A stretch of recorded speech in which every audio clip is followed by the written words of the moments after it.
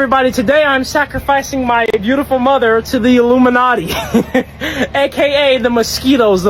Julian Brown's mom says he's alive. That's the latest update reported by the Daily Mail, and yet, somehow, the internet is even more confused. Because in 2025, when even the most private family moments are shared on TikTok, why rely on a third-party journalist to speak for you? Especially when you've already appeared in your son's videos and people know your face. One short clip, one selfie, one Instagram story could put millions at ease. But instead, we get silence. No photo, no video, no post from Julian. Just a vague "he's safe" handed to the press, and fans aren't buying it. The confusion only deepens with Julian's close friend, Joey. He first reassured everyone that he'd spoken to Julian, said he was alive, well, and just needed space. To my knowledge, he is alive and well.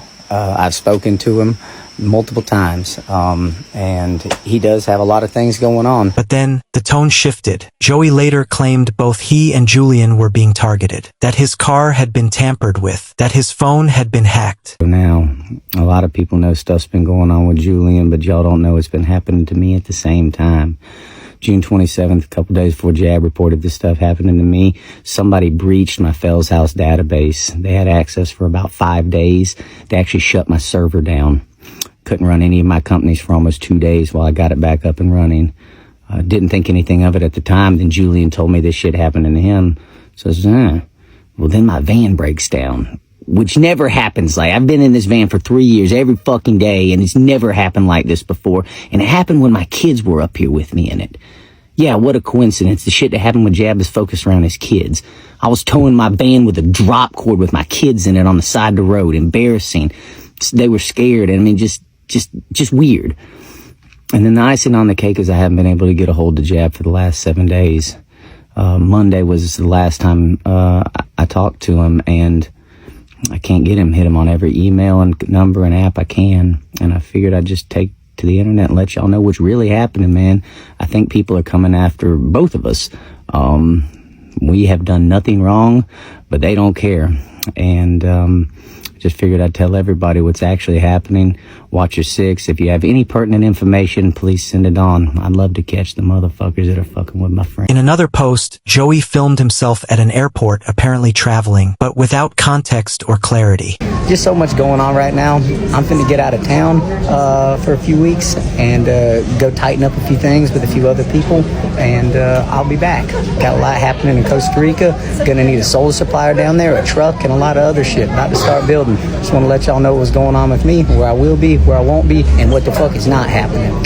Joe is out. The updates keep coming, but none of them make anything clearer. And all of this chaos circles back to one thing, Julian's own words before his disappearance. In a video posted on June 16, 2025, he claimed helicopters were following him, that they were shining lights on him, that he felt watched. 2 nights ago, I was sleeping in Alabama, where I work with my reactor, and there was a helicopter that flew really low and had a spotlight at 10 o'clock at night. Flew over me, shining the spotlight right into my windshield, then flew away, came back, did it again, came back, did it again, came back, and did it again. It came 5 times, and this helicopter was flying so low I could feel the blades in my body. And I was recording it and posting it to my story, right? Letting everybody know what was going on. I was ready to leave. If it had done it a 6th time, I would have been gone. And most chilling of all, he said he didn't think he'd live long. Those aren't the words of someone being dramatic. They were raw, fearful, real. I know that I'm not gonna live long. And that's why I put every day, every hour, every minute into building, into growing.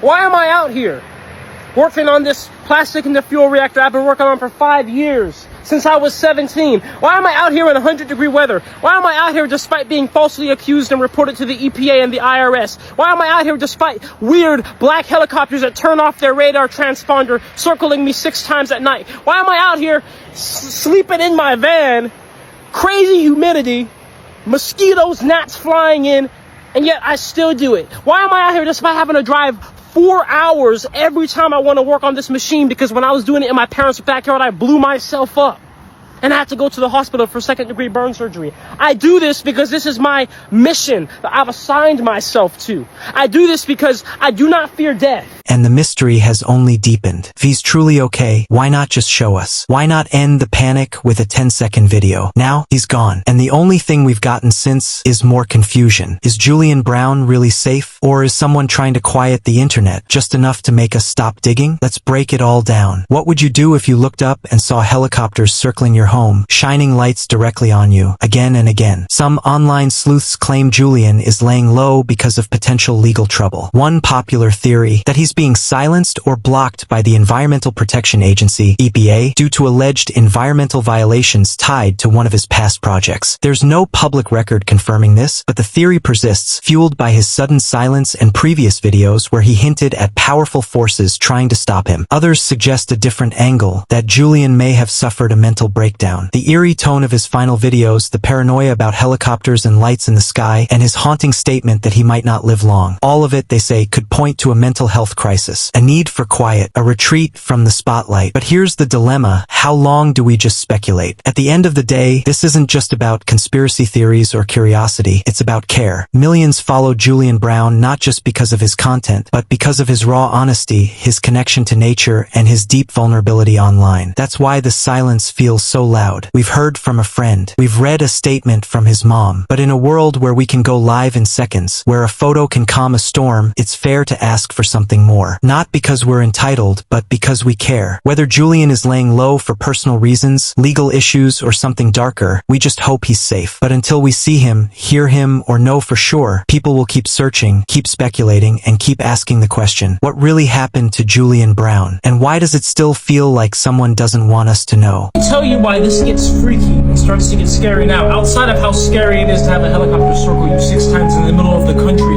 where there's almost, like, I've been there for a year, never seen a single helicopter out there. So to have a helicopter out there at night with a spotlight circle me 5 times is already freaky enough. But many of you suggested I get Flight Radar 24.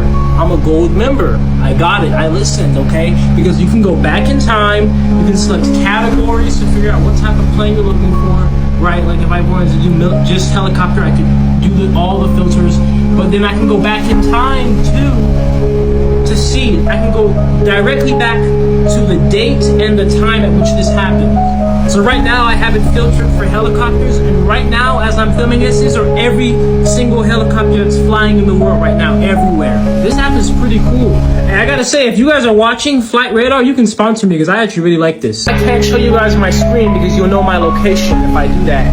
But here's the scary part. I went back in time. I went hours before the helicopter ever showed up and just sat there looking at the screen, and guess what, guys? No helicopter ever showed up on Flight 24.